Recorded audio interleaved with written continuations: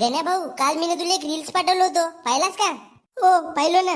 तर तू त्याच्यावर हासाचा इमोजी गिमोजी पाठवून काही रिप्लाय नाही केलास. अबे डेंग्या, तू का बयाल लवडा गिनेस का बे? अबे जेवढ्या तू रोज मला रील्सा पाठवतेस तेवढेच पैसे जरी मला रोज पाठवला असतास तर आज मी कोटच्या कोटी असतो. माको हे प्या रील्स पाठवतेस तसा पैसे पाठवत जा ना. आणि हे हातामध्ये चप्पल काय आणलास मला लेडसवलं मग का आता साला तुझ्यासाठी एवढा दिवसभर रील्सा पाहत राहतो आणि मेहनत करून त्याच्यातली चांगलीवाली रील्स तुला पाठवतो आणि तू चोदू गुल्ल्यावानी त्या रील्स वर काहीच रिॲक्ट नाही करस. अबे जाणं लवड्या आपला काम करणं. अबे गण्या भाऊ, मागच्या जन्मात तुला कोणता तरी पुण्य केला असेल तेव्हा कोटी माझ्यासारखा मित्र तुला भेटला. मला तर वाटते पुण्य नाही पाप केलं असेल म्हणून भेटलास तू. आणि तुझ्यासारखा मित्र भेटणे म्हणजे खुशीची गोष्ट नाही, दुःखाची गोष्ट आहे. अबे डेंग्या, खुशीवरून मला आठवला खुशीच्या घरी कोणीच नाही तर तिने मला आधी बोलावलं नाही, तेही फुगे धरून. खुशीचे चांगले चमडे काढायला लागते. तिने रील्स पाठवलं होतं मी ना, तिने रिप्लाय नाही दिलं. आणि साल्या तू आता तिच्या घरी एक एकटा चाललास. बी ते लवडू तिच्या घरी का जेवण आहे का?